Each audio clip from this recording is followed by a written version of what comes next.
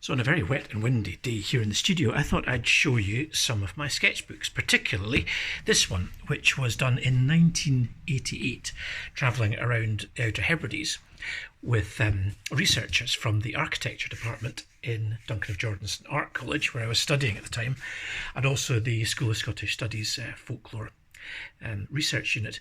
And my job was to travel with someone who was interviewing people about the black houses, the traditional built vernacular architecture, and we would just go and visit people and talk about that and about the temporary dwellings which were built up in the pasture and as fishermen's bothies and things like that. Anyway, so some of this was just travelling around. This is the ferry over from Mallaig to Armadale in Skye. Some of the landscape there. This is pencil work drawn very quickly.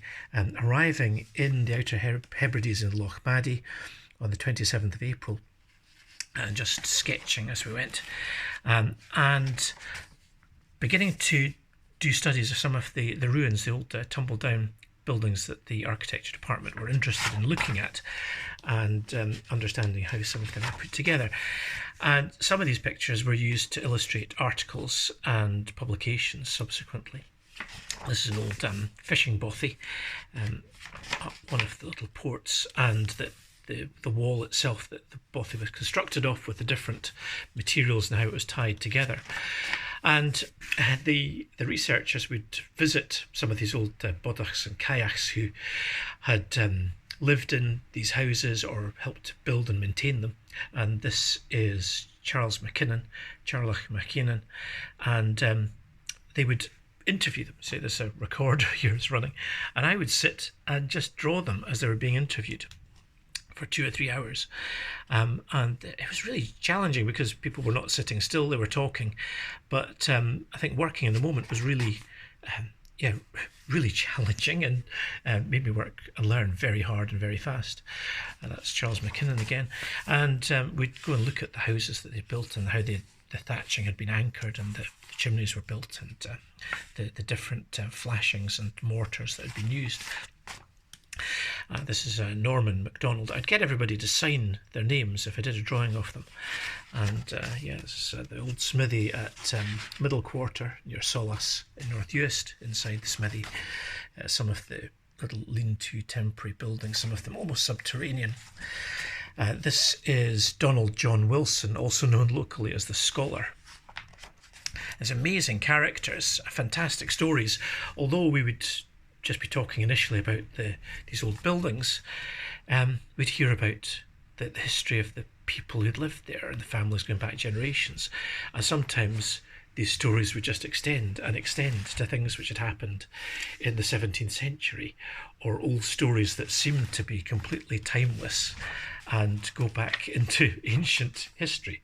This was in South Uist, and this is, the notes here are great. This is Pearl the McCaskill's pig at How More, we were staying, and Morag McCaskill from Eriskay, who was in the nursing home at Dalborough. We went to speak to her. And this is the inimitable John McInnes, who was a great storyteller and poet and reciter, and we spent 2 long days at his house, and at one point he started a story and it went on for about 3 hours, and it was just riveting. And these are some of the places we visited and layouts of the architecture that was there, the old temporary dwellings that were, these were used for, what would you call it? This was seaweed gatherers. The seaweed would be gathered and then rendered for chemicals. And some of the older houses and the way that they were constructed. Donald John Mackay here, who lived in this incredibly old thatched house, a traditional house. It had no floorboards, it had just bare stone walls that you could look up and see the thatch and the roots from the turf poking through the rafters. He'd been a Marine in the Second World War, lived a long and exciting life, and he must have been in his 80s, late 80s when we met him. It's full of stories. This is inside his house. Like, no electricity, no hot water, just a chemical toilet and gas canisters to run a gas cooker. Callum McRae from Petersport in Benbecula. Another local character, Father McQueen from Bornish in South Uist, sadly passed away recently, I understand. And this is Sal Vornish, the stable building next, I think it was the hall basically next to the church. This is another day back interviewing John McInnes, and chatting to some of the locals, some of the kids who were living in the village. Mary Campbell, she must be nearly 40 now. It's amazing to think that these were done so long ago. Margaret Campbell, and this was we were having some breakfast before heading off, and the kids were sheltering in the wind behind the horse cart at the farm, and they're waiting for the school bus. Yeah, just travelling around different places. So it's amazing going back through these and just the memories they evoke. Places, the sense of being there. It's just incredible. So it's really lovely to see these again. Some of them are drawn in pen immediately like this, and others are in pencil or conte or charcoal.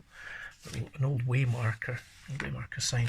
And some more specific studies done off the buildings there. You see the lintel stones and the cornerstones and how big they were and how they're all fitted together. And so this is one of the crossing points between the islands, which would be waded at low tide. The place was just full of birds, lapwings and ducks. Anyway, so this is the last page. There's a second book which I will show you in a few days' time. So I hope you enjoyed that. I certainly did. It's great to look through it. I'm going to spend a bit more time looking through my old sketchbooks. So come and join me for the next one.